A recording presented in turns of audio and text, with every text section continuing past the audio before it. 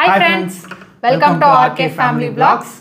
இன்னைக்கு வீடியோல என்ன பார்க்க போறோம் அப்படினா 2023 ரீகேப் அப்படி சொல்லலாமா? சொல்லலாம். 2023 எங்களுக்கு எப்படி போச்சு? எங்களுக்கு என்னெல்லாம் நல்லது நடந்தது? என்னெல்லாம் வந்து டிஃபிகல்ட்டா ஃபேஸ் பண்ணோம் அப்படின்றத பத்தி இந்த வீடியோல வந்து நாங்க ஷேர் பண்ணிக்க போறோம். வீடியோக்குள்ள போறதுக்கு முன்னாடி இப்போதான் நம்ம சேனல் ஃபர்ஸ்ட் டைம் பார்க்குறீங்க அப்படின்னா சேனலை மறக்காம சப்ஸ்கிரைப் பண்ணுங்க. அப்படியே பக்கத்தில் இருக்க பெல் பட்டன் கிளிக் பண்ணுங்க. அப்போ தான் நான் வீடியோ போட்டதும் உங்களுக்கு நோட்டிஃபிகேஷன் வரும். வீடியோவை மிஸ் பண்ணாம பார்ப்பீங்க. வாங்க இப்போ வீடியோக்குள்ள போகலாம். 2023 நியூ இயர் அன்னைக்கே வந்து நான் ஒரு நல்ல விஷயம் ஸ்டார்ட் பண்ணேன். ஒரு 100 days சேலஞ்ச் பண்ணலாம் அப்படின்னு சொல்லி ஸ்டார்ட் பண்ணேன். 100 daysயுமே வந்து சக்ஸஸ்ஃபுல்லாக பண்ணேன். எனக்கே ஆச்சரியமா இருந்தது, என்னால 100 நாள் ஒரு விஷயத்தை ஃபாலோ பண்ண முடியுமா அப்படின்னு. அந்த சேலஞ்சை வந்து நம்ம ஸ்டார்ட் பண்ணோம். பட் அந்த சேலஞ்ச் ஸ்டார்ட் பண்ணும்போது அது இப்படியெல்லாம் போகும் அப்படிங்கிறது நமக்கு தெரிஞ்சிருந்ததா? உனக்கு அதான் வேற இருந்ததா? என்ன ஐடியாவில் அதை ஸ்டார்ட் பண்ணேன்? எனக்கு வந்து என்ன ஐடியானா, எனக்கு வந்து டயட்டை வந்து ஒழுங்காக ஃபாலோ பண்ணணும், ஒரு ஹெல்த்தியான லைஃப் ஸ்டைல்குள்ளே போகணும், ஒரு டிசிப்ளின் வந்து இருக்கணும் அப்படின்னு மெயினாக நினச்சேன். ஸோ இது எல்லாமே வந்து இந்த 100 daysல இருந்தது. அந்த 100 days முடிஞ்சதுக்கப்புறம் அது வேறு விதமாக போயிடுச்சு. ஆனால் இந்த 100 daysம் வந்து எனக்கு வந்து பக்காவாக இருந்தது. என்னோடய லைஃப் வந்து வித்தியாசமாக இருந்தது. என்ன சொல்கிறது, நான் என்னெல்லாம் பண்ணணும்னு நினச்சனோ அதெல்லாம் வந்து பர்ஃபெக்டாக பண்ண மாதிரி எனக்கு ஒரு ஃபீல் இருந்தது. நம்ம ஒரு கமிட்மெண்ட்டுக்குள்ளே இருக்கோம், நம்ம ஒரு ப்ராமிஸ் பண்ணியிருக்கோம். இப்போ எதுக்காக வந்து அதை வீடியோவாக போட ஆரம்பித்தோம்? ஏன்னா அதை பப்ளிக்காக பண்ணால் நமக்கு ஒரு விதமான அக்கௌண்டபிலிட்டி இருக்கும். நம்ம 4 பேர் பார்க்குறாங்க, அதுக்காகவாவது நம்ம வந்து கரெக்டாக இருக்கணும். இந்த கமிட்மெண்ட் கொடுத்துருக்கோம், ஸோ அதை கரெக்டாக வந்து நம்ம அதை நடத்தி காமிக்கணும். இல்லைன்னா நமக்கு ஒரு மாதிரி ஷேம், ஒரு அசிங்கம். இந்த 100 days முடிக்கல அப்படின்னா கண்டிப்பாக எனக்கே கில்ட்டியாக இருந்திருக்கும். ஐயோ நம்ம ப்ராமிஸ் பண்ணிட்டு அதை பண்ணாமல் விட்டுட்டோமே அப்படின்ற ஒரு கில்ட்டி இருந்திருக்கும். ஸோ அந்த மாதிரி ஒரு கில்ட் ஃபீல் எனக்கு வந்துடக்கூடாது அப்படின்றதுக்காகவே 100 daysயை வந்து சக்ஸஸ்ஃபுல்லாக பண்ணேன். 100 daysமே சூப்பராக. ஓகே, ஸோ ஃபஸ்ட்டு வந்து உன்னோட ஃபிட்னஸ் ஜர்னின்னு எடுத்துக்கலாம். 100 days முடிஞ்சது, அது சக்ஸஸ்ஃபுல்லாக பண்ணேன். Super, amazing. ஆரம்பித்தோம், அது இப்படியெல்லாம் போகும் அப்படிங்கிறத எதிர்பார்க்கல. பட் அதை நீ கரெக்டாக பண்ண, சூப்பரான ரெஸ்பான்ஸு, நைஸ். அடுத்து வந்து இதை முடித்து கரெக்டாக 100 daysயை முடித்து ஒரு வாரம் கூட வந்து அந்த ஃபீலை வந்து என்னால் என்ஜாய் பண்ண முடியல. அப்படியே தூக்கிட்டு போய் ஹாஸ்பிட்டல் அட்மிட் பண்ணிட்டாங்க. அப்பண்டிக்ஸு, வயிறு வலி, அப்பண்டிக்ஸு அப்படின்னு கன்ஃபார்ம் பண்ணதுமே வந்து சர்ஜரி பண்ணணும் அப்படின்ட்டு போய் வடமலையான் ஹாஸ்பிட்டலில் வந்து அட்மிட் ஆகிட்டோம். சர்ஜரி முடிச்சுட்டு ஒரு 2-3 நாள் கழித்து வீட்டுக்கு வந்தோம். அதுக்கப்புறம் வந்து அந்த டயட் ஆகுது, ஒர்க் அவுட் ஆகுது, அந்த மாதிரி போயிடுச்சு. ஒரு 100 நாள் என்ன சொன்னாங்கன்னா, ஒரு மாதம் வந்து எக்ஸசைஸ் பண்ணக்கூடாதுன்னு சொன்னாங்க, பண்ண வேண்டாம்னாங்க. அப்புறம் சாப்பாடு நீங்கள் எப்பயும் போல சாப்பிட்டுக்கலாம் அப்படின்னு சொன்னாங்க. பட் ஆனால் வந்து நான் வந்து கரெக்டாக இருக்கணும் அப்படின்னு தான் நினச்சேன். பட் ஆனால் எங்கள் அம்மா, எங்கள் அக்கா அவங்களாம் வந்து நீ வந்து சாப்பிடாதனால தான் இப்படி ஆயிடுச்சு அப்படின்னு நிறைய பேர், எங்கள் வீட்லேயும் சரி, வீடியோ பார்த்துட்டு இருக்க நிறைய பேரும் சரி, நல்லா சாப்பிடுங்க, ஹெல்த்தியாக சாப்பிடுங்க. ஹெல்த்தியாக தான் சாப்பிட்டுட்டு இருந்தேன், இருந்தாலும் இன்னும் நீ சோறு கம்மியாக சாப்பிட்டனால தான் இப்படி ஆயிடுச்சு அப்படின்னு சொல்லி சோறு திங்க வச்சு நம்மளை வந்து ஒரு மாதிரி டயட் ஃபீல்டில் இருந்ததை வந்து அப்படியே வந்து டோட்டலாக அதுலேருந்து வெளியில் வர மாதிரி பண்ணிட்டாங்க. ஸோ அதுலேருந்து வெளியில் வந்ததுக்கப்புறம் திருப்பி அந்த ஒரு மாதிரி டயட் ஃபாலோ பண்ணுறதுக்கு ஒரு 2 months வந்து இந்த மாதிரி ஃபாலோ பண்ணியிருப்பேன். 2-3 months வந்து எந்த ரெஸ்ட்ரிக்ஷனும் இல்லை. ஒரு 1.5 மாதம் வந்து நான் ஒர்க் அவுட் எதுவும் பண்ணலை. ஒரு 3 மாதம் வரைக்கும் டயட்டை வந்து ஃபாலோ பண்ணணும் அப்படின்னு நினைக்கவே இல்லை. பட் அந்த 3 மாதன்றது வந்து ஒரு பெரிய லாங் கேப். அந்த லாங் கேப்னால என்னால் வந்து திரும்ப டயட்டு அப்படின்னு யோசிக்கிறதுக்கு வெளியே வந்தாச்சு. என்னோட மைண்டும் வந்து டயட்ல இருந்து வெளியில வந்துருச்சு. என்னோட பாடியும் பார்த்தீங்க அப்படின்னா அந்த மெட்டபாலிக் ரேட்ல இருந்து வெளியில வந்துருச்சு. அவ்வளோதான், உன்னால் முடியாது அப்படின்ற மாதிரி ஒரு சுச்சுவேஷனுக்குள்ளே மைண்டும் போயிடுச்சு, என்னோட உடம்பும் போயிடுச்சு. ஸோ அதனால் வந்து என்னால் திருப்பி அந்த டயட்டு, ஒர்க் அவுட்டு அப்படின்றத ஃபாலோ பண்ணுறதுக்கு இப்போ வரைக்கும் கஷ்டமாக இருக்குது. பட் இப்போ நீ கடைசி 2 மாசத்துலலாம் ஓரளவுக்கு ஃபுட் கண்ட்ரோல் ஒரு 5 months வரைக்கும் அதை சுத்தமாக விட்டுட்டேன். யோசிக்கவே இல்லை, டயட்டு அப்படின்றத பற்றி யோசிக்கவே இல்லை. ஒர்க் அவுட் மட்டும் பண்ணணும் அப்படின்னு பண்ணிட்டு இருந்தேன். 75 kg வரைக்கும் வெயிட்டை வந்து இன்க்ரீஸ் பண்ணிட்டேன். வேறு வழி இல்லாமல் இன்க்ரீஸ் பண்ணிட்டேன். அப்புறம் ஐயோ இதுக்கு மேலே கூடிடக்கூடாது, விட்ட வெயிட்டுக்கு திருப்பி போயிடக்கூடாது அப்படின்ற மைண்ட் செட்டில் வந்து நின்றுட்டேன். அதனால் வந்து அந்த 75, 75.5, 6 இதுலேயே வந்து மெயின்டைன் பண்ணிவிட்டு இப்போ வரைக்கும் அப்படியே இருக்குது. ஆமாம். பட் ஆனால் அந்த இதுலேருந்து உன்னோட கோல் வந்து என்னவாக இருந்துச்சு? நம்ம ஸ்டார்ட் பண்ணுறப்போ உன்னோட வெயிட் என்ன? 79. 79. முடிக்கிறப்ப 68. 68 8.9 ஆமா 69. 69 இருந்தது. ஸோ 10 கிலோ வந்து நீ குறைச்ச 100 நாளில் 10 கிலோ குறைச்சிருந்தேன். நான் இந்த வருஷம் முடிகிற வரைக்கும் என்னோட வெயிட்டை வந்து 70 kgலேயே மெயின்டைன் பண்ணணும் அப்படின்னு நான் வந்து என்னோட இந்த இயர் கோலாகவே வந்து செட் பண்ணி வச்சுருந்தேன். பட் ஆனால் அதில் நான் ஃபெயில் ஆகிட்டேன். இப்போ என்ன வெயிட் இருக்கு? இப்போ வந்து 76 பாயிண்டில் இருப்பேன். ஏன்னா லாஸ்ட் வீக் வந்து கொஞ்சம் வெளியில் வந்தோம். ஸோ அதனால் ஆனால் நான் டயட் ஸ்டார்ட் பண்ணும்போது இருந்த மாதிரி இப்போ இல்லை. ஏன்னா டயட் ஸ்டார்ட் பண்ணும்போது 79 இருந்தேன். அப்போ வந்து நான் பார்க்குறதுக்கே வந்து ஒரு மாதிரி ஃபேஸ்லாம் பல்காக, கையெல்லாம் குண்டா, தொப்பையெல்லாம் போட்டு ஒரு மாதிரி பல்காக இருந்தேன். இப்போ வந்து அந்த ஒர்க் அவுட்டை வந்து நான் ரெகுலராக ஃபாலோ பண்ணுறனால 79 இருக்கேன், 80 இருக்கேன்னு சொன்னாலும் நம்ப முடியாது. ஸோ அந்த மாதிரி நான் இப்போ 76 இருக்கேன். பட் ஆனால் அந்த இயர் ஸ்டார்டிங்கில் 76 வெயிட் இருந்தப்போ கூட இப்போ கொஞ்சம் பெட்டராக தான் இருக்குது. ஆமாம். ஸோ அப்போ நான் என்ன எடுத்துக்கிறேன்னா, இப்போ இந்த வருஷம் ஸ்டார்டிங்லேருந்து எண்ட்லேருந்து எண்ட் வரைக்கும் நீ ஒர்க் அவுட்டுன்ற ஒரு விஷயத்த வந்து கரெக்டாக ஃபாலோ பண்ணியிருக்கேன். இடையில வந்து அந்த சர்ஜரி டைமில் ஒரு 2 மாதம் 3 மாதம் கேப் எடுத்திருந்தேன், அவ்வளோதான். அதுக்கப்புறம் வந்து ஒர்க் அவுட்டை வந்து ரெகுலராக பண்ணிகிட்டு இருக்கேன். வாரத்துக்கு அட்லீஸ்ட் 3 நாள் 4 நாள் கம்பல்சரி பண்ணியே ஆகணும். என்னால் ஒர்க் அவுட் பண்ண முடியல அப்படின்னாலும் ஜஸ்ட் வாக்கிங் மட்டும்னாச்சும் போகணும், அரை மணி நேரம் வாக்கிங் மட்டும்னாச்சும் போகணும் அப்படின்றத ஸ்ட்ரிக்டாக ஃபாலோ பண்ணேன். அதை வந்து அந்த 2 மாதம் கேப் தான், அதுக்கப்புறம் எதுவும் இல்லை. கரெக்டாக டயட் ஒர்க் அவுட்டை மட்டும் நான் ஃபாலோ பண்ணியிருக்கேன். அதில் வந்து இன்னொரு முக்கியமான விஷயம், நம்ம மார்ச்சில் வந்து நான் ட்ரெட்மில் வாங்கணும். ஆமாம். ஸோ அது வந்து very very very very very useful. So நான் அந்த ட்ரெட்மில் வந்து 90,000 ரூபாய். அது வந்து கண்டிப்பாக ஒரு ஒர்த்தான இன்வெஸ்ட்மெண்ட்டு அப்படின்னு சொல்லலாம். ஏன்னா அனிவர்சரிக்காக வாங்கி கொடுத்தது. அது ரொம்ப யோசிச்சு அவ்வளோ காசு வேணுமா அப்படின்லாம் யோசித்தோம். நான் தான் 4 கிட்ட வாங்கி கொடுத்தேன். நான் யோசித்தேன். நான் வாங்குறதுக்கு முன்னாடி நிறைய ரிசர்ச்சும் பண்ணேன். ஏன்னா என் ஃப்ரெண்டு வீட்டில், பெங்களூரில் பிரகாஷ் வீட்டில் வந்து ஒரு ட்ரெட்மில் இருக்குது. அது வந்து 50,000 ரூபாய். ஸோ 50,000 ரூபாய் போட்டு நம்ம ட்ரெட்மில் வாங்கினாலுமே அது வந்து பார்த்திங்கன்னா அதில் ரன்னிங் போக முடியாது, வாக்கிங் தான் போக முடியும். அது ஒரு 20 நிமிஷத்துக்கு மேலே அல்லது 30 நிமிஷத்துக்கு மேலே நம்ம வந்து தொடர்ந்து வாக்கிங் போனால் அந்த மிஷின் வந்து ஹீட் ஆயிரும். அதுக்கப்புறம் ஒரு 20 நிமிஷம் ஆஃப் பண்ணி வச்சுட்டு தான் திருப்பி வந்து யூஸ் பண்ண முடியும். ஸோ 2 பேர் தொடர்ந்து அதை யூஸ் பண்ண முடியாது. அப்படிலாம் ரெஸ்ட்ரிக்ஷன்ஸ் இருக்குது. ஸோ 50,000 ரூபாய்க்கு நம்ம வாங்கினாலுமே இவ்வளோ இருக்குது. ஸோ நம்ம வாங்கினா ஹையர் எண்டாக, ஏன்னா ரொம்ப வருஷத்துக்கு நம்ம சொந்த வீடு, இதுக்கப்புறம் நம்ம மூவ் பண்ண போகிறது கிடையாது. ஒரு தடவை வாங்க போகிறோம், நல்ல இன்வெஸ்ட்மெண்ட்டாக ஹை எண்டாகவே போயிடலாம் அப்படின்னு சொல்லிட்டு தான் நான் வந்து இது வாங்கினேன். கண்டிப்பாக ஒரு ஒர்த்தான இன்வெஸ்ட்மெண்ட் அப்படி சொல்லலாம். நான் ரொம்ப நாளாக யோசிச்சுட்டே இந்த வீட்டில் ஒரு ட்ரெட்மில் வாங்கணும்னு. பட் இந்த வருஷம் அனிவர்சரிக்கு கமல் வாங்கி கொடுப்போம் அப்படின்னு எதிர்பார்க்கல. பட் ஆனால் அது ரொம்ப யூஸ்ஃபுல்லாக இருந்தது. இல்லை, நான் எனக்கு என்ன நம்பிக்கை இருந்ததுன்னா கண்டிப்பாக வந்து ராஜத்தி வந்து யூஸ் பண்ணுவான், அந்த நம்பிக்கை இருந்தது. ஏன்னா என்ன நிறைய வீட்டில் நான் பார்த்துருக்கேன், இதெல்லாம் வாங்கி வைப்பாங்க ஆனால் யூஸ் பண்ணாமல் அதில் பண்ணுவாங்க. அதெல்லாம் இல்லாமல் இங்கே வந்து நாங்கள் வந்து மார்ச்ல இருந்து இப்போ வரைக்குமே வந்து ரெகுலராக ட்ரெட்மில் யூஸ் 2 பேருமே யூஸ் பண்ணுறோம். ஸோ அது வந்து ஒரு வேலிடான ஒரு ஒர்த்தான இன்வெஸ்ட்மெண்ட் இந்த இயர் பண்ணது அப்படின்னு கண்டிப்பாக சொல்லலாம். அப்புறம் அனிவர்சரிக்கு வந்து ஆசைப்பட்டு ஒரு செயின் வாங்கணும். அதை என்ன பண்ணோம், அதை வந்து ஒரு மார்ச்ல வாங்கினோம். நவம்பர் தீபாவளிக்கு அது தொலைச்சாச்சு. ஒரு வாங்கும் போது ஒரு ஹாப்பினஸ், அதை தொலைக்கும் போது ஒரு சேட்னஸ். ஸோ 2மே அந்த விஷயத்துல இருந்தது. அப்புறம் வேற என்ன பண்ணோம், டயட் ஃபிட்னஸ், அவ்வளோதான். அடுத்து பிஸ்னஸ். ராஜேஷ் கிச்சன் எப்படி போச்சு? ராஜேஷ் கிச்சன் வந்து உண்மையிலே சூப்பராக போச்சு. போன வருஷத்தை கம்பேர் பண்ணும்போது இந்த வருஷம் வந்து பயங்கரமாக போச்சு. ஏப்ரல்ல வந்து நம்ம 25,000 ஆர்டர்ஸ் வந்து கிராஸ் பண்ணோம். கரெக்டாக என்னோட அப்பண்டிக்ஸ் சர்ஜரி முடியறதுக்கு சர்ஜரிக்கு 2 நாளைக்கு முன்னாடி வந்து 25K ஆர்டர்ஸ், 25,000 ஆர்டர் வந்து ராஜேஷ் கிச்சனில் சக்ஸஸ்ஃபுல்லாக பண்ணியிருந்தோம். நம்ம வந்து 2020 அக்டோபர்ல வந்து முன்னாடி வந்த ஆர்டர்ஸ் வந்து நம்ம ட்ராக் பண்ணல, எழுதி வைக்கல. ஒரு 2-3 மாசம் ஆர்டர்ஸ் வந்து நமக்கு எவ்வளோன்னு எங்களுக்கு எக்ஸாக்டா நம்பர்ஸ் தெரியல. பட் 2020 அக்டோபர்ல இருந்து வந்து எழுதி வச்சிருக்கோம். எல்லா ஆர்டர்ஸையும், வந்த ஆர்டர்ஸ் எல்லாத்தையும் நோட்டு போட்டு எழுதி வச்சிருக்கோம். ஸோ அப்போ இருந்து கணக்கெடுத்து பார்த்தா ஏப்ரல் 12 வந்து 25,000 ஆர்டர்ஸ் வந்து 2.5 வருஷம் டைமில் 25,000 ஆர்டர் வந்து இது பண்ணியிருந்தோம், டிஸ்பேச் பண்ணியிருந்தோம்.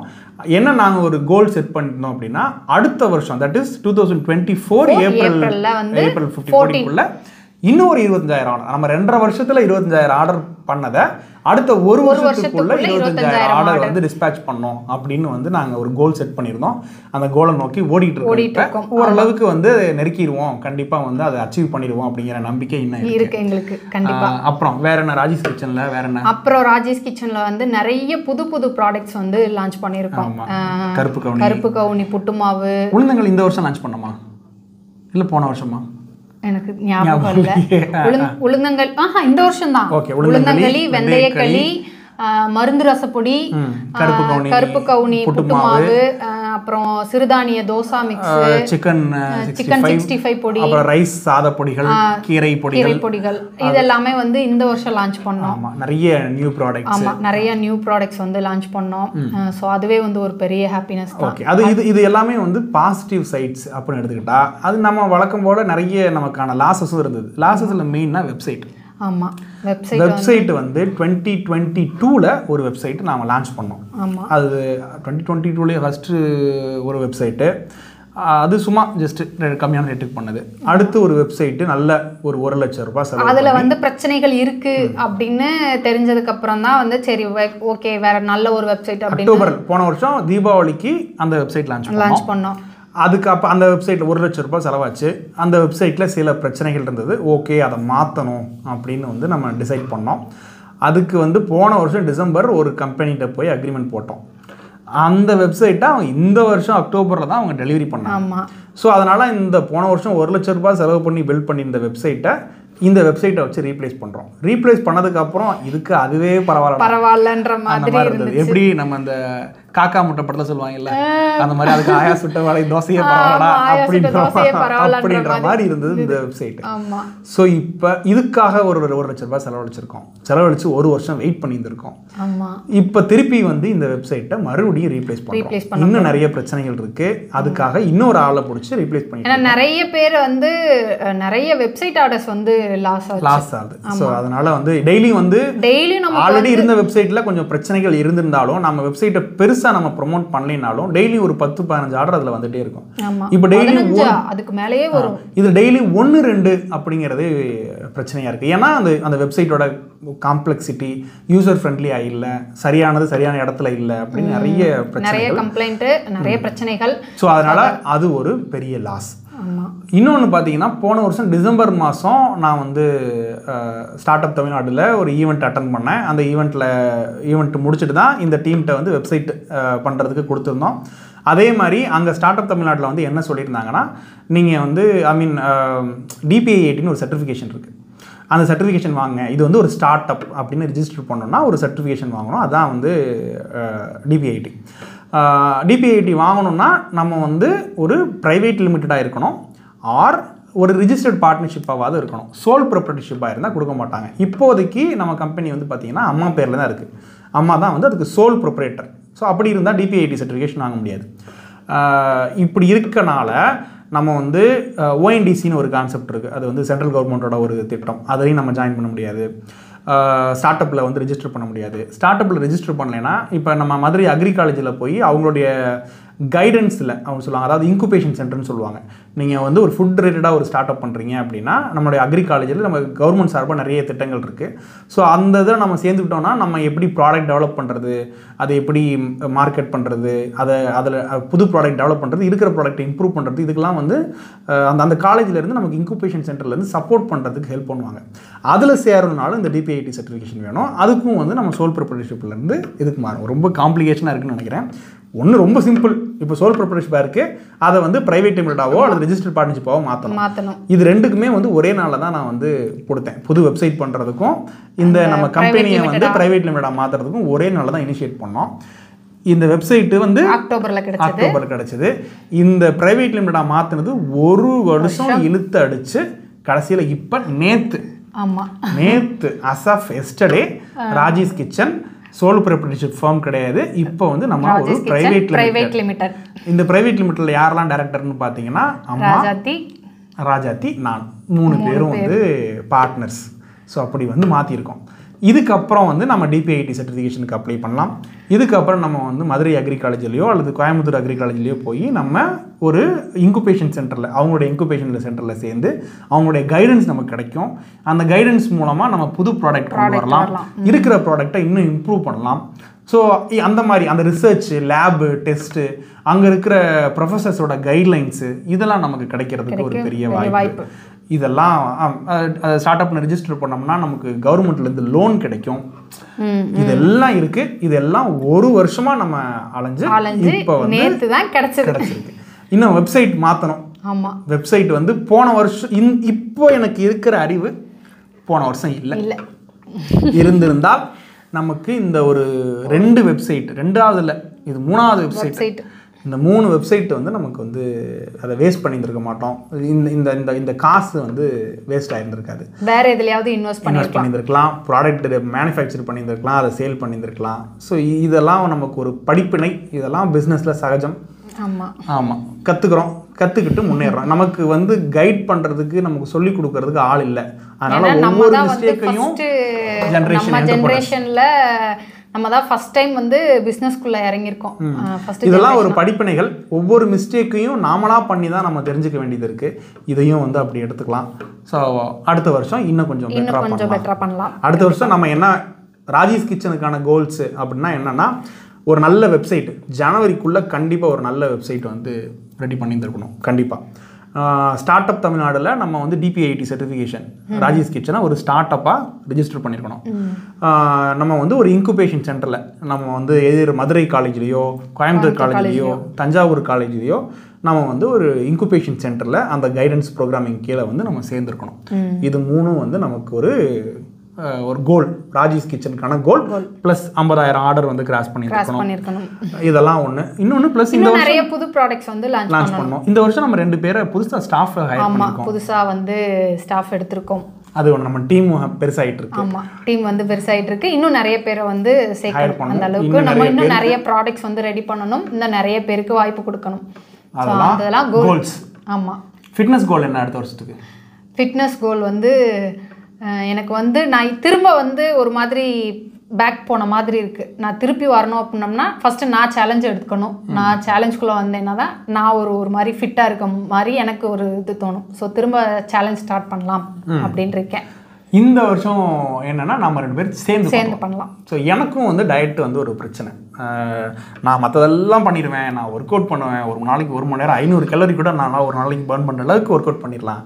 பட் ஆனால் என்னால் சாப்பாடை கண்ட்ரோல் பண்ணவே முடியாது. என்னால் டீ பிடிக்காமல் இருக்கவே முடியாது.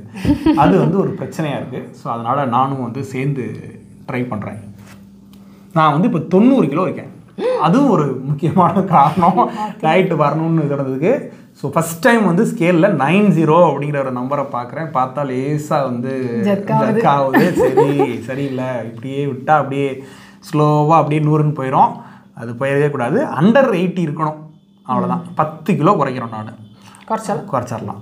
ஸோ அது ஒரு எனக்கும் வந்து அது ஒரு கோல். ஸோ அந்த வருஷம் இந்த வருஷம் வந்து நம்ம சேர்ந்து டயட் ஃபாலோ பண்ணோம். ஓகே.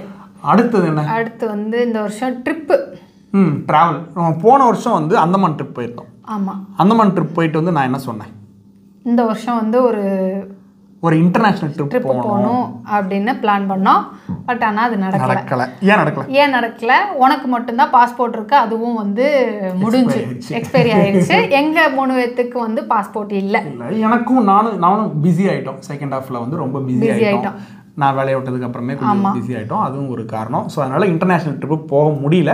பட் நிறைய குட்டி ட்ரிப்பு வந்து போனோம். எங்கே போனோம் இந்த வருஷம்? ஃபஸ்ட்டு அந்த வருஷம் வந்து அக்கா வந்து நம்மக்கிட்ட இருந்தாங்க. ஸோ அப்புறம் வந்து ஈரோடு போயிட்டாங்க. அக்கா வந்து ஈரோடு போயிட்டாங்க. ஸோ அக்கா ஈரோடு போனதுக்கப்புறம் வந்து நம்ம வந்து ஃபேமிலியாக ஈரோடு போயிட்டு வந்தோம். ஈரோடில் வந்து கொடுவேரி டேம் போயிட்டு வந்தோம். அது ஒரு சின்ன ட்ரிப்பு. அப்புறம் வந்து ரொம்ப நாள் ஆசை, 2019 இருந்து பிளான் பண்ணிட்டு இருக்கோம். பெங்களூர் போகணும். ஏன்னா நம்ம பெங்களூரை விட்டு வந்துட்டோம். வந்ததுக்கப்புறம் பெங்களூர் போகணும் அப்படின்னு ஒரு ட்ரிப்பு போகணும் அப்படின்னு ஒரு ஆசை இருந்தது. பட் ஆனால் அதுக்கு இது கிடைக்கவே இல்லை. ஃபஸ்ட் லாக்டவுன், செகண்ட் லாக்டவுனு, அப்புறம் எனக்கு முடியாமல் டைமே கிடைக்கல, போகவே முடியல. 2019 பிளான் பண்ணி 2023 மேலே போயிட்டு வந்தோம். 4 வருஷம் கழிச்சு 4 வருஷம் கழிச்சு பெங்களூர் ட்ரிப் போயிட்டு வந்தோம். ஒரு 4 நாள் ட்ரிப் இருக்குமா, 4 நாள் ட்ரிப்பு. ஸோ ரொம்ப ஜாலியாக என்ஜாய் பண்ணிட்டு வந்தோம். எங்கெல்லாம் போகணும்னு நினச்சோமோ அங்கெல்லாம் போனோம், சாப்பிட்டோம், நல்லா ஜாலியாக என்ஜாய் பண்ணோம். ஆமாம், சப்ஸ்கிரைபர் மீட்டப் வச்சோம். ஸோ ரொம்ப ஜாலியாக இருந்தது. அந்த ட்ரிப் வந்து மறக்க முடியாத ஒரு ட்ரிப். அடுத்து வந்து அப்படியே அவங்க இங்கே வந்தாங்க, கொடைக்கானல் போயிட்டு வந்தோம். நம்ம மேலே போயிட்டு வந்தோம், போயிட்டு வந்து ஒரு 10-20 நாள் இருக்கும். ஸோ அவங்க எல்லாரும் இங்கே வந்தாங்க, இங்கேருந்து கொடைக்கானல் ட்ரிப் போயிட்டு வந்தோம். ஸோ அதுக்கப்புறம் வந்து நம்ம எல்லாரும் சேர்ந்து நம்ம 4 பேரும் மீனா கயல்கண்மணி வந்து தேக்கடி ட்ரிப் போயிட்டு வந்தோம். ஆமாம், ஒரு தேக்கடி ட்ரிப் போயிட்டு வந்தோம். அதுக்கப்புறம் வந்து ரொம்ப நாள் ஆசை, நான் எப்போ ட்ரிப்பு போனாலும் நாங்கள் போவோம், அக்காவங்க போவோம். மீனா வந்து பாப்பா வச்சுருக்கனால எங்கேயுமே வர முடியாத ஒரு சுச்சுவேஷன் இருந்தது. மகா வந்து நாங்கள் எங்கே கூப்பிட்டாலும் வரவே மாட்டான். எனக்கு வேலை இருக்குது, போனால நீங்கள் போயிட்டு வாங்க அப்படின்னே சொல்லுவாள். கடை வச்சுருக்காங்க அப்படின்னே தான் சொல்லுவாள். எங்கே கூப்பிட்டாலும் வரமாட்டாள். வீட்டில் ஒரு விசேஷம் அப்படின்னா கூட அவள் மட்டும் வந்துட்டு போவா, அவள் பிள்ளைங்க வருவாங்க, இல்லாட்டி சிவாவை மட்டும் அனுப்பிச்சி விடுவா. இந்த தடவை என்ன நினச்சான்னு தெரில, வரியா மகான்னு கேட்டோடனே வரேன் அப்படின்னு சொல்லிட்டா, பிள்ளைங்களுக்காக வரேன் அப்படின்னு சொல்லிட்டா. ஸோ ரொம்ப ஹாப்பியாக இருந்தது. இந்த ட்ரிப்பு வந்து ஊட்டி ட்ரிப்பு வந்து நாங்கள், அக்கா ஃபேமிலி, அம்மா, மகா ஃபேமிலி, மீனா எல்லாரும் சேர்ந்து போனோம். ஒரு 5 ஃபேமிலி வந்து சேர்ந்து போனோம். நல்ல ட்ரிப்பு. ரொம்ப ஜாலியாக வந்து ஒரு 2 நாள் ட்ரிப்புனாலும் பயங்கர ஜாலியாக ஃபன்னாக என்ஜாய் பண்ணிட்டு வந்தோம். செம்ம ட்ரிப்பு. வேற எங்கே போனோம்? அதுக்கப்புறம் வந்து ஊட்டி ட்ரிப்புக்கு அப்புறம் இப்போ திரும்ப அக்கா வீட்டுக்கு போய் பண்ணாரி அம்மன் கோயிலுக்கு போயிட்டு வந்தோம். கணக்கு எடுத்துக்க முடியாது, டிராவல். எங்களுக்கு வெளியில் நான் போயிட்டு வரேன் அப்படின்னாலே அது ஒரு டிராவல் தான். ஸோ அது ஒரு ட்ரிப்பு தான். வேற அவ்வளோதான். இந்த வருஷம் ட்ரிப்புன்றது அவ்வளோதான். ஆமாம், கம்மி தான். அடுத்த வருஷம் வந்து நிறைய ட்ரிப்பு போகணும். அட்லீஸ்ட் வெளிநாட்டுக்கு போக முடியல அல்லது எக்ஸ்பென்சிவான ட்ரிப் போகலைனாலும் குட்டி ட்ரிப்பாவது நிறைய போகணும். குறைஞ்சபட்சம் ஒரு 6 ட்ரிப்பாவது போகணும். வேற என்ன இந்த வருஷம் ஒரு ஒரு ஒரு ஒரு ஆசைகள் இருக்கும், ரொம்ப நாள் ஆசைகள் அப்படின்னு. வீட்டுக்கு வந்து சோஃபா, ஒரு நல்ல சோஃபா போடணும். அப்புறம் வீட்டுக்கு வந்து எங்கள் ரூமில் கட்டில் இருந்தது, பிள்ளைங்களுக்கு கட்டில் இல்லாமல் இருந்தது. ஸோ அது வந்து செய்யணும் அப்படின்னு ஒரு பிளான் இருந்தது. ஆமாம், அது லேட் பண்ணது காரணமே வந்து அதை நல்லா பண்ணணும் அப்படின்றது தான். ஸோ இந்த வருஷம் அதுக்கான வாய்ப்பு இருந்தது. ஆமாம், நல்ல சோஃபா வாங்கியாச்சு, நல்ல கட்டில் போட்டாச்சு. அப்புறம் வந்து நான் வந்து சொல்லிகிட்டே இருந்த மாதிரி இப்படி திறக்கிற மாதிரி ஃப்ரிட்ஜ் வேணும் அப்படின்றது, அதுவும் வந்து வாங்கியாச்சு. இந்த வருஷம் வந்து வீட்டுக்கு தேவையானதை வந்து வாங்கினோம். ஸோ அது வந்து இன்னொரு முக்கியமான விஷயம், காருக்கு அட்வான்ஸ் பே பண்ணியிருக்கோம். ஆமாம், கார் வந்து புக் பண்ணியிருக்கோம். ஸோ 2024 ஃபர்ஸ்ட் பெரிய திங் அப்படின்னா நம்ம வந்து கார் டெலிவரி எடுக்கிறோம். என்ன கார்? சூன் சீக்கிரம் வரும். அதான், அவ்வளோதான். இந்த வருஷம் வீட்டுக்கு வந்து பண்ணுது. ஸோ ஆக்சுவலாக ரொம்ப நாளா பெண்டிங்ல இருந்தது. இது எல்லாமே வந்து நம்ம வீடு கட்டும் போதே பண்ணியிருந்திருக்க வேண்டியது. கட்டல் செஞ்சுக்கலாம். அப்போ வந்து அப்போ இருந்த செலவுகளில் இதையும் சேர்த்து பண்ண முடியல. ஸோ அதனால் அதெல்லாம் பெண்டிங்கில் இருந்தது. நம்ம எதிர்பார்க்காத ஒரு விஷயமும் பண்ணோம். இந்த சைடு வந்து நம்ம பார்ட்டிஷன் பண்ணோம். பார்ட்டிஷன் ஜிம்முக்காக நம்ம பண்ணல. மழை பெஞ்சா தண்ணி உள்ள வருது. அந்த ரூம்ல வந்து இந்த ரூம்ல எல்லாம் தண்ணி ஆகி, அதனால வேற வழி இல்ல. அதனால அர்ஜென்சில பண்ணோம். ஆமா, அது வந்து எதிர்பார்க்காத ஒரு செலவு, பட் ஒர்த்தான செலவு. ஐ திங்க் வீட்டுக்கு தேவையானது எல்லாத்தையும் நம்ம ஓரளவுக்கு வந்து நெருக்கி முடிச்சிட்டோம் நினைக்கிறேன். இதுக்கப்புறம் இன்னொரு எதிர்பார்க்காத செலவுனா நம்ம ஷெட் சாஞ்சது. ஆமா, அதை நம்ம எதிர்பார்க்கல. ஆமா, எதிர்பார்க்காத செலவு பெருசா நமக்கு வேற எந்த ஆபத்தையும் கொடுக்காம நல்லபடியா முடிஞ்சது. ஓகே, அது ஒரு செலவு. அவ்வளோதான். இதுக்கப்புறம் நம்ம வீட்டுக்கு தேவையான பொருட்கள் அப்படின்னு ஒன்றும் ஓரளவுக்கு நம்ம முடிச்சிட்டோம். அந்த வருஷம் வந்து சேவிங்ஸ் வந்து பண்ணணும் அப்படின்னு. கல்யாண நாளைக்கு நகை எடுக்க போனப்போ வந்து அப்பயே வந்து வருஷம் இந்த மாதிரி கோல்டில் இன்வெஸ்ட் பண்ணணும் அப்படின்ட்டு ஒரு நகை சீட்டு போட்டோம். போன வருஷம் மார்ச்சில் வந்து நகை சீட்டு போட்டோம். ஸோ இந்த வருஷம் அனிவர்சரிக்கும் அதே மாதிரி ஜுவல் வாங்கிட்டு அப்படியே அந்த நகை சீட்டை வந்து கண்டினியூ பண்ணலாம் அப்படின்ற வருஷம் கண்டினியூ பண்ணலாம் அப்படின்ற இது வந்து பிளானும் இருக்குது. சேவிங்ஸுக்கு ஒரு இம்பார்ட்டன்ஸ் கொடுத்துருக்கோம். அப்புறம் ஒரு முக்கியமான ஒரு விஷயம் அப்படின்னா, இந்த வருஷம் வந்து கமல் வேலையை விட்டது. எப்போ ஜூலையில் நினைக்கிறேன். ஜூலை 17. ஜூலை 17 கமல் வந்து வேலையை விட்டாங்க.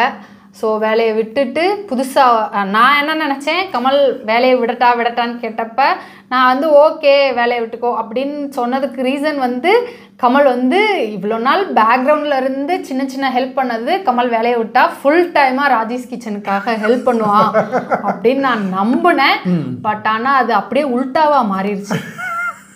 ஜூலையிலேருந்து நான் ரொம்ப அப்செட் ஆகிட்டேன். கமல் வந்து வேலையை விட்டுட்டு கமலுக்காக ஒரு பிஸ்னஸ் ஸ்டார்ட் பண்ண, சரி ஓகே பிஸ்னஸ் தானே, எப்படி இருந்தாலும் வீட்டில் இருந்து தானே பண்ண போகிறாங்க, அது ஒரு ஓரமாக இருக்கும், இருந்தாலும் ராஜேஷ் கிச்சனுக்கு ஹெல்ப் பண்ணுவாங்க அப்படின்னு நினச்சிட்டு இருந்தேன்.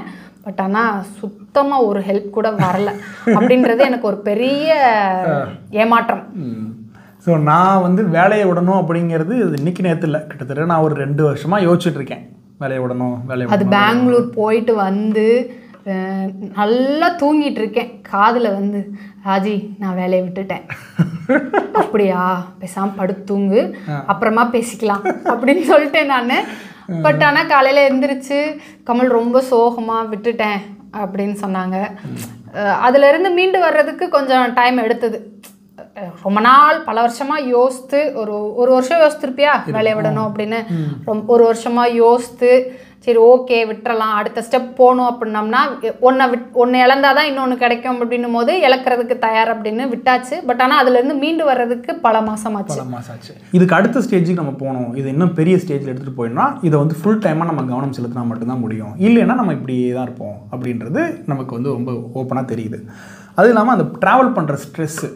ஸோ இங்கேருந்து நான் பெங்களூர் ட்ராவல் பண்ணி போகிறேன்னா அங்கே என்னால் ஒரு நாள் டயர்டாகவே இருக்கும், வேலை செய்ய முடியாது. அங்கேருந்து திருப்பி இங்கே வந்தால் இங்கே ஒரு நாள் டயர்டாகவே இருக்கும், வேலை செய்ய முடியாது. ஏதாவது ஒரு விஷயம் செய்யணும்னு யோசிச்சா அடுத்த வாரம் பெங்களூர் போகணும், சரி போயிட்டு வந்து பார்த்துக்கலாம், பெங்களூர் போகணும் போயிட்டு வந்து பார்த்துக்கலாம், போயிட்டு இப்படியே இருக்கும். வந்து ஒரு வாரம் டயர்டாகவே சுற்றுவேன், இப்படியே இருக்கும். ஒரு மாதிரி மென்டலி அப்செட்டாகவே இருந்தது, நான் வேலையை விட்டு தான் ஆகணும் அப்படின்னு இருந்தது. பட் ஆனால் வேலையில் எனக்கு எந்த டென்ஷனும் இல்லை, நான் ஜாலியாக இருந்தேன். 7 வருஷமாக வேலை பார்த்த கம்பெனி, இன்னும் ஒரு 10 வருஷம் 15 வருஷம் அங்கே வேலை பார்க்க முடியுமானா முடியும். எனக்கு எந்த ப்ரெஷர் இல்லை, டென்ஷன் இல்லை, நல்ல வேலை, ஒர்க் ஃப்ரம் ஹோம் இருந்தது. மாதத்துக்கு நான் 1 வாட்டி 2 வாட்டி நான் போயிட்டு வரணும். அது வந்து கமல் கஷ்டமாக இருந்ததுன்னு, அதாவது கஷ்டமாக இருந்ததுன்னா இதுதான் காரணம். நான் இங்கே இருக்க முடியல, இங்கே இன்னும் இது அடுத்த ஸ்டேஜுக்கு எடுத்துகிட்டு போக முடியல அப்படின்ற ஒரு கில்ட் கான்ஷியஸ், அதுதான். பட் ஆனால் பெருசாக முன்னேற்றம் இருந்திருக்காது, பெருசாக இன்க்ரிமெண்ட் இருந்திருக்காது. பட் நல்ல அந்த 1 லட்ச ரூபாய் சம்பளம் அதை வாங்கிட்டு ஜாலியாக இருந்திருக்கலாம், அப்படியான ஒரு வேலையாக தான் இருந்தது. அந்த நல்ல வேலை என்னை ஒரு மாதிரி சோம்பேறி ஆக்கிருச்சு அப்படின்ற மாதிரி நான் ஃபீல் பண்ணேன். இப்பயும் வந்து கமல் மாதத்துக்கு 2 நாள் பெங்களூர், 2 டைம் பெங்களூர் போயிட்டு வர்றது கஷ்டம் அப்படின்னாங்க. பட் ஆனால் இப்போ வந்து சென்னை போகிறது, பெங்களூர் போகிறது, கோயம்புத்தூர் போகிறது, மதுரை போகிறது, திருச்சி போகிறது அப்படின்னு நிறைய ட்ராவலில் தான் இருக்காங்க. டெய்லி 50 கிலோமீட்டர் வண்டி ஓட்டுறேன். திண்டுக்கல் போகணும், வாரத்துக்கு ஒரு தடவை திண்டுக்கல் போகணும். இங்கே திண்டுக்கல்லில் கிளைண்ட்டை பார்க்கணும்னா சாயந்தரம் வரணும் அப்படின்னு சொன்னால் கிளம்பி போகணும். வீட்டில் பெருசாக இருக்கிறதே இல்லை. பட் ஆனால் இப்போ கமல் டயர்ட் ஆகிறதில்ல, ஏன்னா நம்ம பிடிச்சி பண்ணுறோம், எனக்கு பிடிச்ச வேலை நான் எனக்காக வேலை செய்கிறேன். கமல் வந்து மாதத்துக்கு ஒரு 2 டைம் சென்னை போகணும் அப்படின்னு சொல்லும்போது இதுக்கு இந்த பருத்தி முட்டை குடோன்லேயே இருந்திருக்கலாமே அப்படின்ற ஃபீல் தான் எனக்கு வரும். ஆனால் கமல் அதை வந்து ஜாலியாக என்ஜாய் பண்ணுவாங்க. ஏன்னா எனக்காக நான் வேலை செய்கிறேன், எனக்காக நான் சம்பாதிக்கிறேன். அதனால் எனக்கு இப்போ அது அந்த அந்த அந்த வருத்தம் தெரியல, அந்த டயர்டு தெரியல. அதனால் ஓகே, இப்போ எனக்கு ஓகே பிடிச்சி தான் பண்ணுறேன். ஆனால் கமல் வேலையை விட்டதுக்கப்புறம் வந்து எனக்கும் கமலுக்கும் நிறைய மனஸ்தாபங்கள் வந்துச்சு, சண்டை வந்துச்சு. நான் வந்து ரொம்ப ஒரு மாதிரி ஏமாற்றம் வந்தனால எனக்கு என்ன பண்ணுறதுன்னு தெரில. அதான் உண்மை.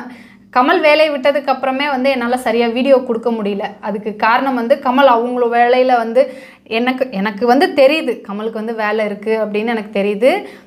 என்னால் கமலுக்கு பெருசாக ஹெல்ப் பண்ண முடியல அப்படின்னாலும் கமலை டிஸ்டர்ப் பண்ணக்கூடாது அப்படின்னு எனக்கு தோணுது. பட் ஆனால் கமல் வந்து எனக்கு என்ன கேட்க மாட்றாங்க, எனக்கு ஹெல்ப் பண்ண மாட்றாங்க அப்படின்ற ஒரு மைண்ட் செட்டுக்குள்ளேயே இருந்து என்னால் வந்து ஒரு மாதிரி என்னால் எதுலேயுமே ஃபோக்கஸ் பண்ண முடியாத மாதிரி ஒரு மாதிரி நான் வந்து அப்செட்டாக ஒரு மாதிரி என்ன பண்ணுறதுன்னு தெரியாமல் வீடியோஸ் வந்து என்னால் இந்த வருஷம் எனக்கு கமல் வேலையை விட்டதுக்கு அப்புறம் தான் வந்து நான் சரியாக வீடியோ கொடுக்க முடியல என்னால். இப்போ வந்து ஓரளவுக்கு நான் கிளியராக இருக்கேன். ஓகே, நான் சரி 2 நாள் 3 நாள் 1 வாரம் 10 நாள் 15 நாள் சரி இந்த வேலையை முடிச்சுட்டு கமல் வருவாங்க, இந்த வேலையை முடிச்சுட்டு வருவாங்க அப்படின்னு ஒரு 6 மாதம் ஓட்டிட்டேன். பட் ஆனால் இப்போ தான் வந்து கிளியர் ஆகிருக்கேன். ஓகே, கமல் வந்து இந்த சைடு ஹெல்ப்புக்கு வர மாட்டாங்க, நானாக தான் எல்லாத்தையும் மேனேஜ் பண்ணணும் அப்படின்றது வந்து இப்போ வந்து தெளிவாக புரிஞ்சிச்சு. இந்த நியூ இயர்ல இருந்து நான் வந்து ஒரு புது ஸ்டார்ட் அப் இருக்கணும். அப்படி கமலோட ஹெல்ப், வித்தவுட் கமல் நான் வந்து என்னோட சேனலையும் பார்த்துக்கணும், என்னோட ஃபிட்னஸையும் பார்த்துக்கணும், ராஜேஷ் கிச்சனையும் பார்த்துக்கணும் அப்படின்னு நான் வந்து ஒரு கோல் வச்சுருக்கேன். இது மட்டும் பத்தாது, நீ என்னோட ஃபிட்னஸையும் பார்த்துக்கணும். நோ, நான் இப்பயே சொல்கிறேன், இது வந்து ஒரு ரெக்கார்டடாக இருந்த போது நான் என்ன சமைச்சு கொடுக்குறேனோ அதை சாப்பிடணும். இல்லை எனக்கு இது பிடிக்காதுன்னு சொன்னால் என்னைக்கு நீ மாட்டேன்னு சொல்றியா அப்பயே இந்த 100 daysல இருந்து அப்படியே விலக்கி விட்டுருவேன். பார்த்துக்கோ. ரைட், ஓகே, நான் ட்ரை இதுக்கு இவங்க எல்லாருமே சாட்சி. ட்ரை பண்ணுறேன், நான் கண்டிப்பாக ட்ரை பண்ணுறேன். நான் ஒன்றை மாதிரி ஸ்ட்ரிக்டாக என்னால் இருக்க முடியுமா என்னான்னு தெரில. அது கண்டிப்பாக ஒன்றை மாதிரி என்னால் இருக்க முடியாது. நான் என்னால் என்ன முடியுமோ அதை நான் ஃபாலோ. இல்லை, நம்ம சேலஞ்ச் அவங்கள்ட்ட சொல்லிட்டோம் அப்படின்னோம்னா அதை பண்ணி தான் ஆகணும். அந்த மைண்ட் செட் இருக்கு. அந்த மைண்ட் செட் எனக்கு கண்டிப்பாக இருக்குது. இல்லாட்டி அவங்க எல்லாரும் திட்டுவாங்க. அதனாலேயே வந்து அதை கரெக்டாக ஃபாலோ பண்ணணும் அப்படின்னு நான் வந்து 100 நாள் ஃபாலோ பண்ணிட்டேன். பட் எனக்கு இந்த 100 நாள் ஃபாலோ பண்ணனால எனக்கு கான்ஃபிடென்ட் இருக்குது, அடுத்த 100 நாளும் என்னால் கண்டிப்பாக பண்ண முடியும் அப்படின்னு. என்னாலையும் அதை சேலஞ்சாக பண்ணால் என்னால் பண்ண முடியும்னு நினைக்கிறேன். ஏன்னா நீங்களில் சில பேர் வந்து பார்த்துருப்பீங்க, நான் கமல் பிளாக்ஸில் தனியாக வீடியோஸ் போட்டுட்ருக்கேன், இன்ஸ்டாகிராமில் போட்டுட்ருக்கேன். நான் வேலையை விட்டுட்டு நான் டிஜிட்டல் மார்க்கெட்டிங் படித்தேன். டிஜிட்டல் மார்க்கெட்டிங் அந்த கோர்ஸ் முடிச்சதுக்கப்புறமா அந்த 100 days சேலஞ்ச் ஆரம்பித்தேன். அதுக்கு காரணம் வந்து அதுதான். ஸோ நான் வேலையை விட்டதுக்கப்புறம், வேலையை விடுற வரைக்கும் எனக்கு இவ்வளோ வேலை இருக்குது, அதனால் நான் வேலையை விட்றேன் அப்படின்னு எனக்கு நானே ரீசன் சொல்லிட்டு நான் வேலையை விட்டேன். ஆனால் வேலையை விட்டதுக்கப்புறம் என்னென்னா, நமக்கு ஒரு அக்கௌண்டபிலிட்டி இல்லை. நான் எத்தனை மணிக்கு எந்திரிக்கணும், வேலை இருந்தால் நான் வேறு வழியில் எந்திரிச்சு தான் ஆகணும்.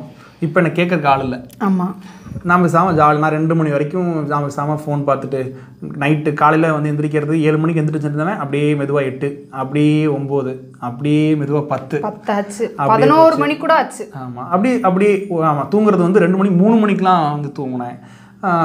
எந்திரிக்கிறதில்ல, ஒர்க் அவுட் பண்ணுறதில்ல, எதுவும் பண்ணுறதில்ல, கீழே போகிறதில்ல. நான் வேலையை விட்டுறதோட நோக்கமே வந்து இங்கே இதை பார்க்கணுங்க, ராஜேஷ் கிச்சனை பார்த்துக்கணுன்றது. பட் ஆனால் ராஜேஷ் கிச்சனுக்குள்ள எட்டி கூட பார்க்கல. டிவி பார்த்துட்டு இருந்தேன், ஃபோன் பார்த்துட்டு இருந்தேன், கீழே போகிறதில்ல, சும்மாவே அப்படியே வெட்டியாக வந்து டைம் போயிட்டு இருந்தது. அப்படி ஒரு மாதம் போனோம்னா நான் வந்து ஓரளவுக்கு முடிச்சுட்டேன். ஆடடா இல்லை, இது வந்து சரியில்லை, இப்படி இருக்கக்கூடாது அப்படின்னு ஒரு இது வந்தோடனே தான் நான் வந்து சரி இதுலேருந்து இந்த இதுலேருந்து வெளியில் வரணுன்னு தான் நான் வந்து அந்த ஒரு சேலஞ்ச் ஸ்டார்ட் பண்ணேன். அது பார்க்காத வந்து இருந்தீங்கன்னா என்னோட இன்ஸ்டாகிராம் பேஜ் அல்லது கமல் விளாக்ஸ் யூடியூப் சேனல் போய் பாருங்கள். ஸோ ஒரு GMLT getting my life together 100 days அப்படின்னு சொல்லி GMLT 100ன்னு ஒரு சேலஞ்ச் ஸ்டார்ட் பண்ணேன். அது ஒரு 100 நாள் பண்ணேன். ஓரளவுக்கு வந்து எனக்கு அந்த அந்த அந்த சோம்பேறித்தனத்திலிருந்து வெளியில் வந்துட்டேன் அப்படின்னு சொல்லலாம். அது வந்து டயட்டுக்காக அந்த 100 days ஃபாலோ பண்ணல. நான் வந்து கரெக்டான டயத்துக்கு தூங்கணும், டெய்லி 8 மணி நேரம் தூங்கணும். கரெக்டான டயத்துக்கு 11 மணி என்னோடய டைம், 11 மணிக்கு தூங்கணும், காலைல 6 மணிக்கு எந்திரிக்கணும், டெய்லியும் ஒர்க் அவுட் பண்ணணும், டெய்லியும் டேவை வந்து ஷெடியூல் பண்ணணும், அதுக்கு தகுந்த மாதிரி ஒர்க் பண்ணணும், டெய்லியும் கற்றுக்கணும், வேலை பார்க்கணும், பிஸ்னஸ் ஸ்டார்ட் பண்ணணும். அந்த அக்கௌண்டபிலிட்டிக்காக தான் வந்து நான் செப்டம்பரில் போய் BNIயில் சேர்ந்தேன். BNIங்கிறது ஒரு பிஸ்னஸ் ஃபாரம். ஸோ அது எவ்ரி வீக் வந்து அதுக்கு மீட்டிங் இருக்கும். அந்த மீட்டிங்க்கு காலையில் 7 மணிக்கே போகணும். அங்கே போகும்போது எனக்கு கிளைண்ட்ஸ் வந்து தானாக அங்கேருந்து எனக்கு கிடச்சாங்க. ஸோ அந்த கிளைண்ட்டுக்கு ஒர்க் பண்ணணுன்னா நான் வந்து ஒர்க் பண்ணி தான் ஆகணும். ஸோ இந்த ஒரு இது எல்லாமே என்ன நானே வந்து ஒரு அன்கம்ஃபர்டபுளான பொசிஷனில் போய் வச்சுக்கிட்டேன். ஸோ அது என்னை ஓரளவுக்கு வந்து அக்கௌண்டபிளாக வச்சுக்கிட்டது. அப்படி செப்டம்பரில் பிஸ்னஸ் ஸ்டார்ட் பண்ணது. இப்போ நான் வந்து ஒரு தனியாக ஒரு 12 கிளைண்ட்டை வந்து ஹேண்டில் பண்ணுறேன். ஓகே, இப்போ எனக்கு தனியாக இப்போ ஒரு மணி வந்து என்கிட்ட ஒர்க் பண்ணுறாரு. பார்ட் டைமாக 3-4 பேர் இருக்காங்க. அதர் ஏஜென்சிஸ் கூட ஒர்க் பண்ணிகிட்ருக்கேன். கிளைண்ட்டு 12 பேர் இருக்காங்க. அடுத்தடுத்தது எக்ஸ்ப்ளோர் பண்ணுறேன். ஸோ இந்த வருஷம் வந்து எனக்கு ஒரு முக்கியமான வருஷமாக இருக்க போகுது அப்படின்னு நினைக்கிறேன். உனக்கு கமல் வேலையை விட்டதுக்கப்புறம் ஒரு மாதம் சும்மா இருந்திருப்பியா, அவ்வளோதான். அதுக்கப்புறம் வந்து நீ ஆகஸ்ட்ல இருந்தே வந்து நீ பிஸி ஆகிட்டேன். கமல் பிஸி ஆனனால தான் வந்து நான் கமலை டிஸ்டர்ப் பண்ணக்கூடாது அப்படின்னு என்னால் என்ன முடியுமோ அதை அப்படி எடுத்து வீடியோஸ் போட்டுட்டு இருந்தேன். பட் ஆனால் நியூ இயரில் இருந்து கண்டிப்பாக வந்து நீங்கள் எதிர்பார்க்குற மாதிரி நல்ல நல்ல வீடியோஸ் வந்து கண்டிப்பாக நான் கொடுக்குறேன். என்னால் வந்து இப்போ போட்டுட்டு இருந்த மாதிரி டெய்லி வீடியோஸ் போட முடியுமா அப்படின்றது டவுட்டு தான் கண்டிப்பாக. ஏன்னா நான் வந்து நானாக யூடியூப் சேனலையும் பார்த்துக்கணும், ராஜேஷ் கிச்சனையும் பார்த்துக்கணும், என்னோடய ஃபிட்னஸையும் பார்த்துக்கணும் அப்படின்னும் போது அது கொஞ்சம் கஷ்டம். பட் ஆனால் நான் ஒரு ப்ராமிஸ் பண்ணுறேன், வீக்லி 4 vlogனாச்சும் நான் கண்டிப்பாக கொடுத்துறேன். லாங் வீடியோஸ் 4 வீடியோஸ் வந்து கண்டிப்பாக நான் கொடுத்துட்றேன். மித்தபடி நான் மினி vlog வந்து போடுறேன். ஸோ இது வந்து நான் ப்ராமிஸ் பண்ணுறேன். ப்ராமிஸ். நான் உன்கிட்ட பண்ண மாட்டேன், அவங்கக்கிட்ட ப்ராமிஸ் பண்ணுறேன். ஏன்னா அவங்கக்கிட்ட நான் ப்ராமிஸ் பண்ணேன் அப்படின்னா கண்டிப்பாக அதை வந்து நான் பண்ணுவேன். ஸோ கண்டிப்பாக நியூ இயர்லேருந்து வாரத்துக்கு 4 vlog வந்து வரும். மித்த நாளில் வந்து மினி vlog போடுறேன். Right, okay. ஐ திங்க் ரொம்ப நேரம் பேசிட்டோம்னு நினைக்கிறேன். ஆமாம், நிறைய பேசிட்டோம். இதுவே வந்து ஒரு புதிய தொடக்கம் தான் வச்சுக்கோங்களேன். கடைசியாக நம்ம இப்படி உட்காந்து எந்த வீடியோ எப்படி எப்போ பேசணும், ரொம்ப வருஷம் ஆச்சு. ஸோ இது ஒரு நல்ல ஒரு எக்ஸ்பீரியன்ஸ். கண்டிப்பாக நீங்கள் ஃபுல் வீடியோஸ் பார்த்துருப்பீங்களான்னு தெரில, எத்தனை பேர் பார்த்துருப்பீங்கன்னு தெரில. கீழே வந்து vlog போடுங்கக்கா அப்படின்னு கமெண்ட் போடுவாங்க. பரவாயில்ல, இந்த ஒரு வீடியோ மட்டும் அட்ஜஸ்ட் பண்ணி பார்த்துக்கோங்க. நியூ இயர்லேருந்து கண்டிப்பாக வந்து நல்ல நல்ல வீடியோஸ் வந்து கொடுக்குறேன். இந்த வீடியோ வந்து பார்த்துருப்பீங்க, உங்களுக்கு பிடிச்சிருக்கும் நம்புகிறேன். பிடிச்சிருந்தா லைக் பண்ணுங்கள், மறக்காமல் சேனலை சப்ஸ்கிரைப் பண்ணுங்கள். அடுத்த ஒரு இன்ட்ரெஸ்டிங்கான வீடியோவில் பார்க்கலாம். அது வரைக்கும் பாய்.